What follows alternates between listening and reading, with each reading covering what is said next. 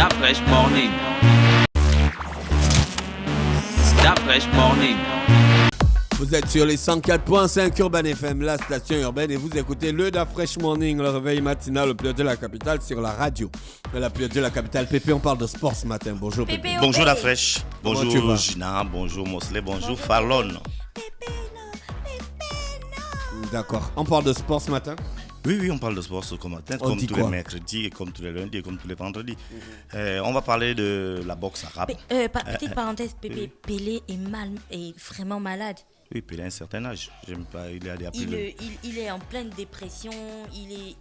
Oui, j'ai vu l'interview de son paralysé, fils. J'ai vu l'interview de son fils où j'ai envie de dire que c'est normal, tu vois. Quelqu'un qui a été sous les feux des projecteurs pendant pratiquement toute sa vie et qui a donc été toujours l'emblème, le visage du football, de la gaieté, des grandes décisions, parce que lorsqu'on prend des grandes décisions de football, à un moment donné, on disait qu'il y a le roi, il faut aller le consulter. Donc, et puis tout d'un coup, la santé, ton état de santé se dégrade. Tu n'es même plus capable de marcher, de saluer, du coup, tu te replies sur toi-même. Et puis, moi, je peux comprendre son attitude. Il a quelle attitude, Pépé? Il ne sort plus de chez lui. Il ne veut plus voir les gens. Il ne veut plus voir les gens. Il préfère être loin des caméras, loin de tous, quoi. Parce que il ne veut pas qu'on le voit comme ça, un grand justement, c'est ce que je suis en train de dire. Tu vois, il veut pas qu'on le voit dans cet état. Déjà, son fils qui parlait de ça lorsqu'il expliquait, tu sentais même dans son attitude que même lui, il avait du mal à se rendre compte que c'est son père qui a toujours été le roi, la star des stars, machin, qui est dans cette situation. Mais Pelé, il a quel âge? Pelé, 79 ans. Voilà, il a un peu moins de 80 ans. Ah, il est jeune. Il est jeune, mais avec tout ce qu'il a...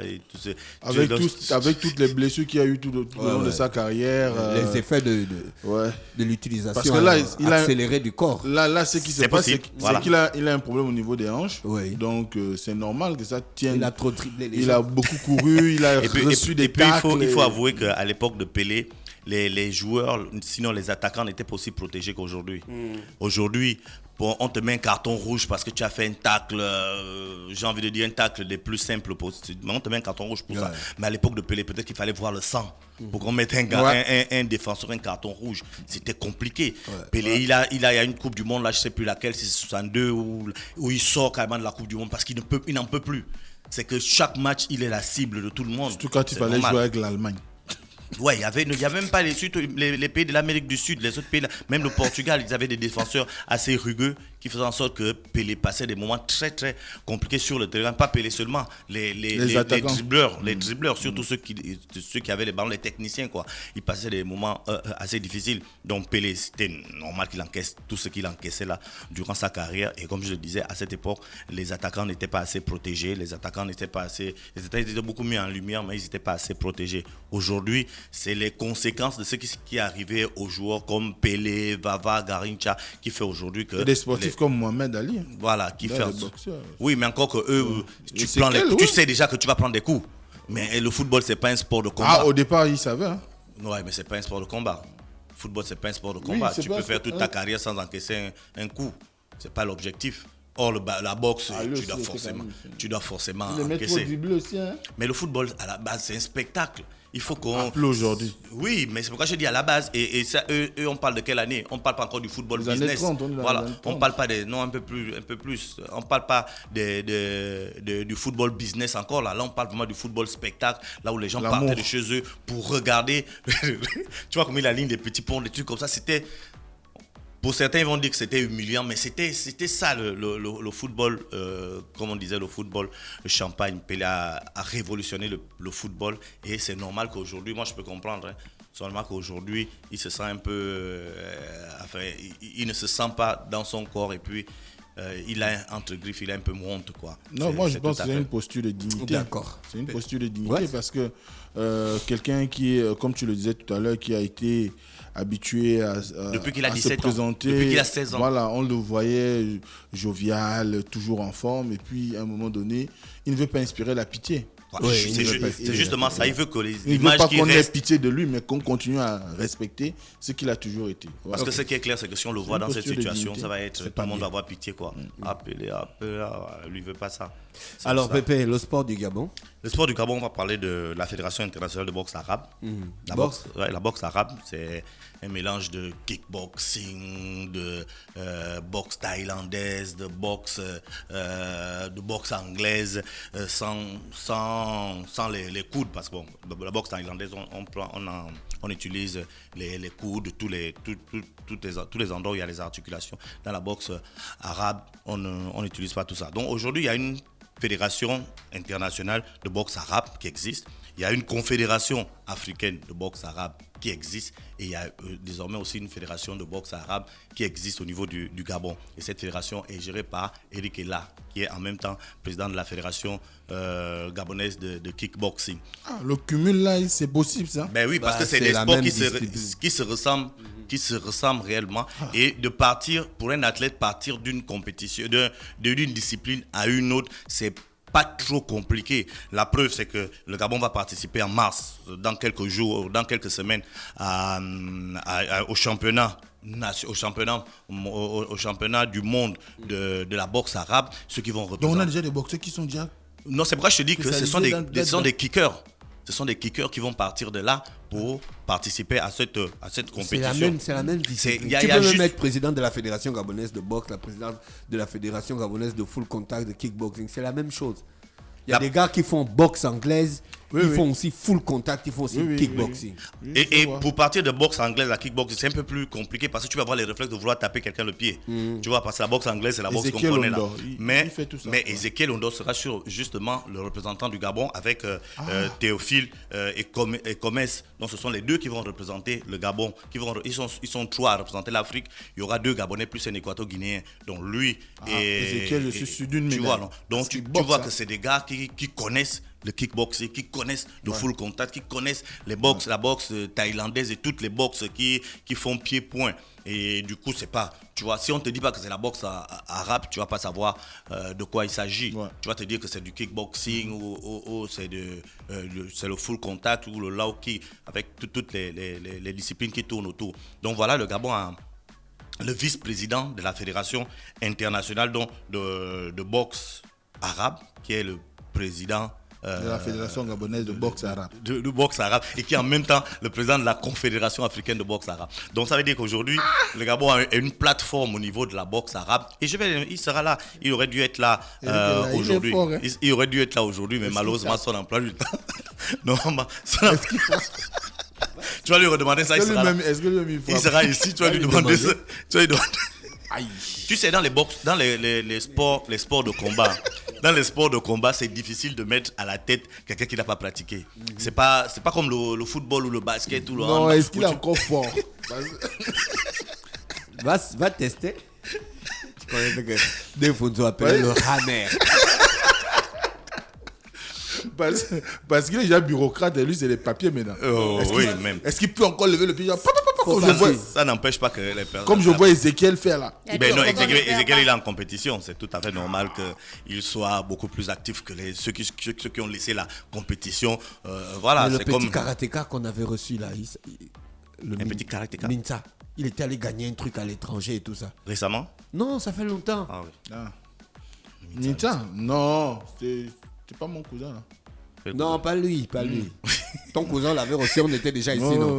Non, Minta, on Ah, l'avait c'était en reçu. bas. Il y a longtemps, hein? Ouais. Ouh, Donc voilà, il a disparu. il a dit peut-être qu'il avait c'était quoi, un jeune karatéka, Il était champion d'Afrique. Ouais, mais tu sais, dans les sports de combat, les Gabonais sont beaucoup champions d'Afrique. Là, on parle de Théophile et Comès. Il est champion d'Afrique. Il a même été vice-champion du monde de kickboxing. Mais oui. Ah bon? En amateur, tu sais. Et on ne le connaît pas. En amateur, on est beaucoup. le On pays a est eu bien. beaucoup de champions. Il y a eu beaucoup de champions du monde. Mais même en France, il y a beaucoup de champions. Tu les connais? Tu connais que Zidane et puis... Ah non, mais Dans nos sports de combat. on connaît tous les brouteurs de la politique là, mais eux, on ne les connaît pas. Les gars talentueux comme ça. Mais oui, C'est tu toi vois qui viens la de dire qu'il y a les brouteurs de la politique. Oui, au Gabon, il y en a.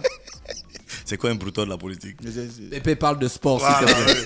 mais parce que s'il intervient Pendant qu'on est en train de parler de sport, c'est peut-être que Depuis c'est un le matin, rapport. j'ai dit à Pépé C'est qu'il peut-être que reste c'est un dans le rapport. sport. C'est peut-être que c'est un Ne rapport plonge avec. pas dans la politique, tu ne m'écoutes pas. Parle de tes choses, tiens, si. Ah. Depuis le matin, Oui, tu excusez-moi, lui dis moi ça, je parle reste. de tes choses. Excusez-moi, je reste dans mes choses. Et dans mes choses, c'est comme je le rappelais, le Gabon va participer avec la Guinée équatoriale pour aller représenter l'Afrique au championnat du monde au Pakistan, au championnat du monde de... Tu as vu, des coins. Le Gabon va vraiment au Pakistan. Bon, heureusement, ce sont des Mais ils frappeurs sont qui vont là-bas. en- Ok, excuse-moi, on va vraiment au Pakistan. Oui. Mais oui, en tout cas, la compétition se déroule au Pakistan. Si le Gabon a comme Non, ce d'habitude, qui est si bien. on a De tout quoi encore comme un championnat du monde de la boxe arabe, si tout est réuni, c'est-à-dire si les gars Les ils ont l'argent qu'il conditions faut, sont- s'ils ont l'argent qu'il faut, parce qu'en ce moment ils sont dans la préparation, que ce soit du côté de Théophile et Comès ici, que ce soit du côté de Ézéchiel Ézéchiel Ondor, en Ondor Égypte. que j'ai au Au Maroc. que j'ai avec qui j'ai parlé hier, qui me disait qu'il est vraiment en pleine préparation. Lui, son objectif c'est clair, il ramène le championnat du monde au Il a Gabon. déjà marché Donc, sur l'Atlas 1000 fois, donc Donc- c'est bon. Il donc, peut aller conquérir les vrais sous l'Himalaya. Donc de ce côté-là, on peut dire que le Gabon est prêt. Maintenant, on ne sait pas dans quelles conditions se prépare l'Équato-Guinéen, parce que je disais qu'il y avait 3 Africains qui vont donc partir. Et la grosse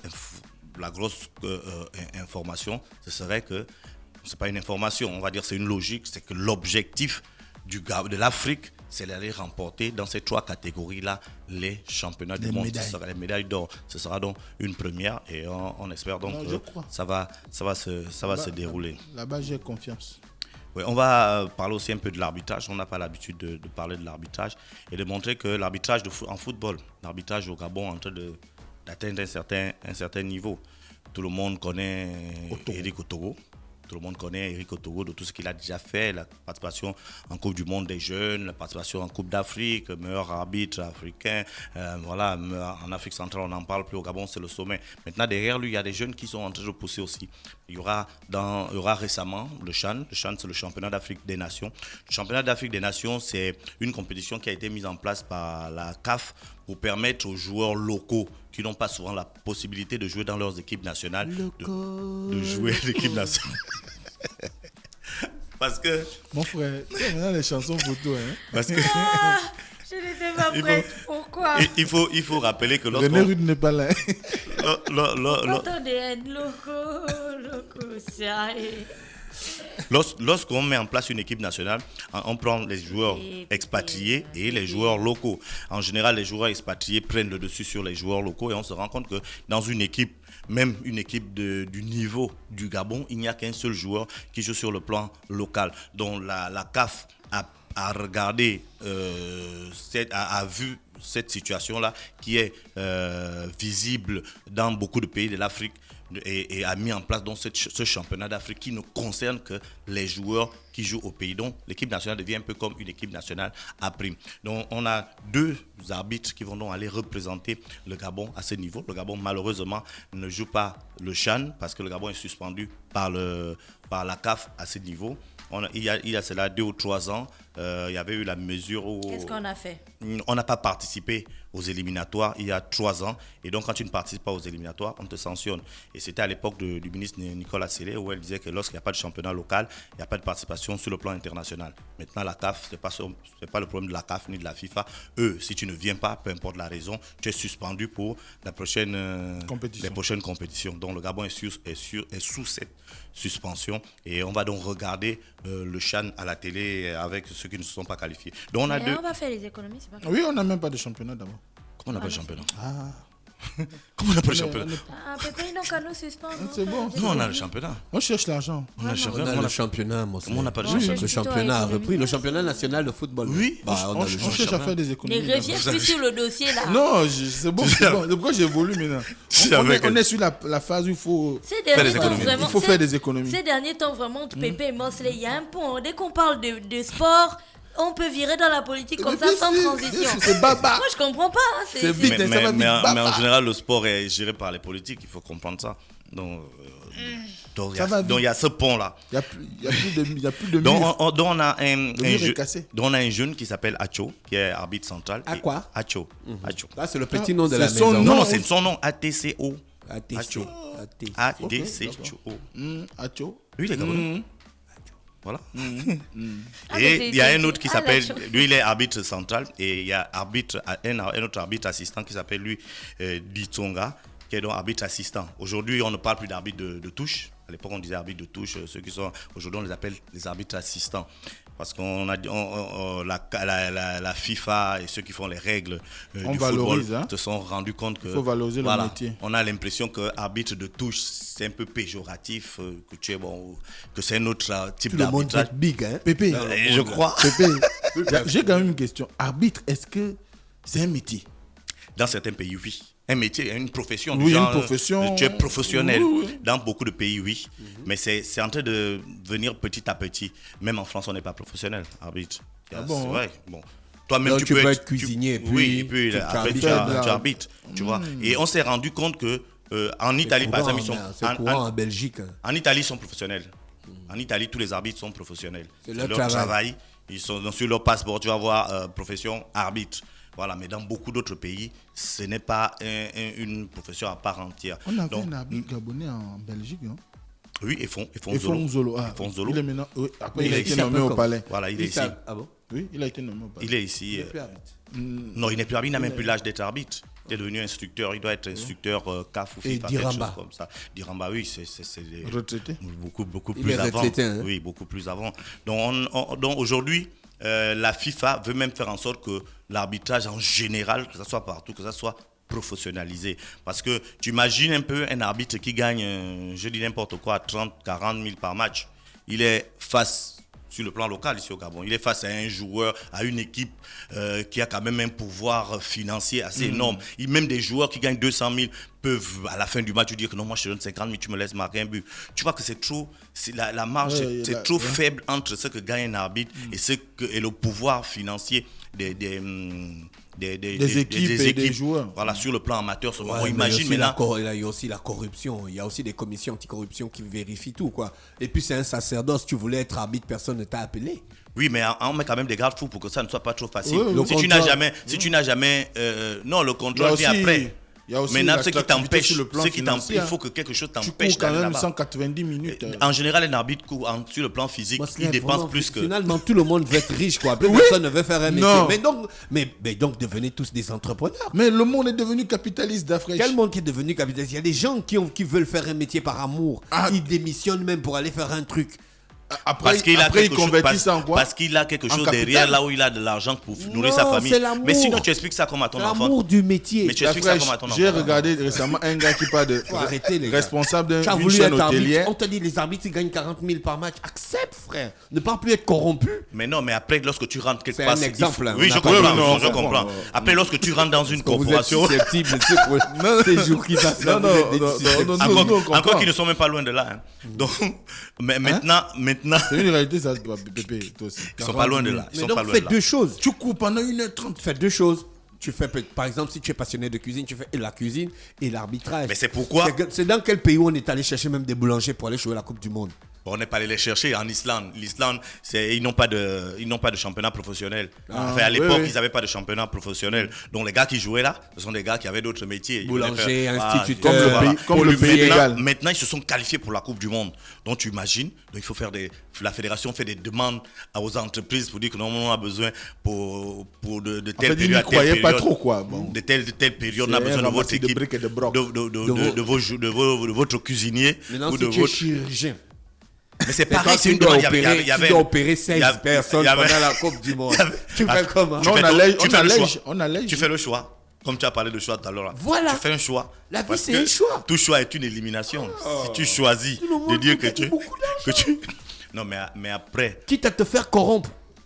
C'est pas bon. Pépé. Non, ça c'est Ouais. c'est vrai que c'est pas bon, mais il faut mettre des mécanismes en place pour que tu n'y penses même pas un peu.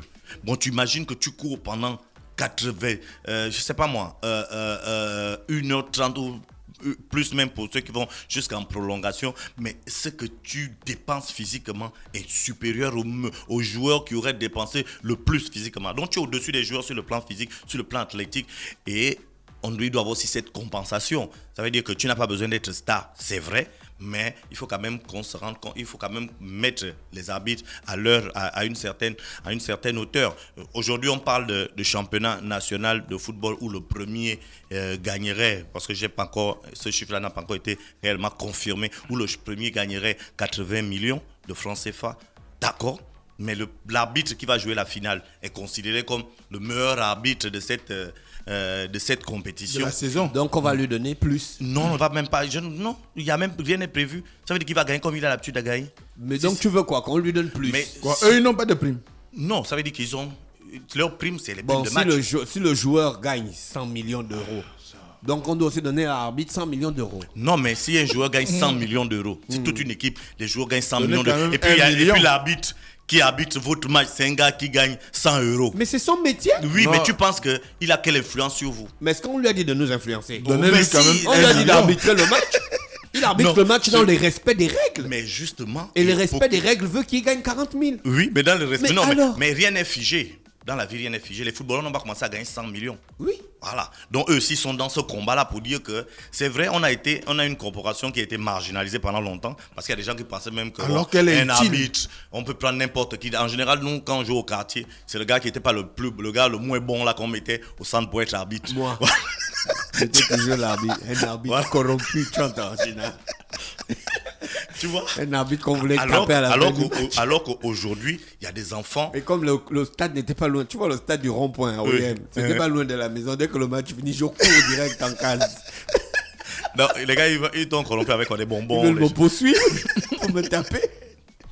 Vous n'allez pas m'avoir. Course! Je siffle même déjà la fin du match, je suis déjà à la route. Mais moi j'ai vu ça ici dans certaines compétitions dites de village à l'époque. Ça veut dire que l'arbitre sait qu'il a tellement mal fait, mal arbitré que quand il reste 2 ou 3 minutes, nous on ne mesurait pas le temps à l'époque, 2 ou 3 minutes, il est déjà vers la sortie. Tu vois, donc il siffle la fin, il est même pratiquement hors du terrain. Et regarde.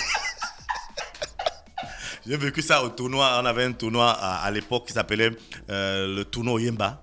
En Toum là-bas, c'était ça. Zamalek. Non, c'était même pas Zamalek, c'était en Toum même à la cimenterie. Ouais. Voilà, il y a eu un truc comme ça, une demi-finale. Le gars il va arbitrer, il va siffler, il est à la sortie quand même de la barrière il est en train de sortir, donc il est au point de corner, et la barrière c'est peut-être une dizaine de mètres. Donc quand il siffle là, il est déjà dehors. La fin du match. Oui, il est déjà dehors. Parce que, et il n'avait pas tort, parce que dès qu'il siffle là, la manière dont toute l'équipe qui a perdu là le poursuit, mais c'était terrible. Et il y avait des scènes comme ça très très souvent. Alors, Eric Savy là. Mais oui, voilà, tu vois qu'il irrite sa vie et on va te dire qu'il gagne 30 000. Ça, c'était un gars intelligent. Non, et cette situation-là s'est beaucoup produite. Donc aujourd'hui, on veut faire ceux qui sont dans l'arbitrage, dans l'administration, veulent faire en sorte que ça soit vraiment par vocation, que tu ne sois pas allé, que tu ne sois pas devenu arbitre parce que tu n'as pas pu être un footballeur. Parce qu'aujourd'hui, c'est ce qu'on voit. La majorité de ceux qui sont des arbitres aujourd'hui, c'est parce qu'ils n'ont pas pu être des footballeurs, ils n'ont pas voulu s'éloigner du métier, ils sont devenus arbitres. Aujourd'hui, je prends par exemple le cas de la Ligue de football de Logoué-Maritime, avec leur commission provinciale des arbitres. Ils partent dans les écoles. Ils expliquent ce que c'est qu'un arbitre, comment faire un arbitre. Lorsque tu deviens arbitre FIFA, tu gagnes aisément ta vie. Parce que si on te dit ce que les gars gagnent lorsqu'ils sont en présélection pour la Coupe du Monde ou pour une Coupe internationale, c'est beaucoup d'argent, c'est des millions. Donc, le plus difficile, c'est de partir de ce cadre d'amateur, d'arbitre, on va dire quoi, interligue, ligue ou même fédéral. Mais lorsque tu arrives au stade d'arbitre FIFA, dont tu fais les matchs internationaux, tu as une certaine légitimité, que ce soit sur le plan du regard des autres ou que sur le plan financier. Donc, on a des arbitres aujourd'hui qui sont en train de rentrer dans ce moule, et on peut même déjà dire qu'au Togo, qui est un peu plus proche de la retraite que de son activité, est en train de laisser derrière lui ses enfants qui sont en train de faire donc beaucoup de scènes sur le plan international. Et c'est le Gabon qui est tout bénef parce que, on le dit, le Gabon a toujours, moi je dis bien toujours eu de bons arbitres. Merci Pépé qui est avec nous ce matin sur les 104.5 Urban FM, la station urbaine dans Luda Fresh Morning, le réveil matinal qui vous donne l'énergie, la musique et la bonne humeur pour démarrer la journée en beauté. On se retrouve, on fait un tour en musique et on se retrouve juste derrière pour la publicité. Luda Fresh Morning.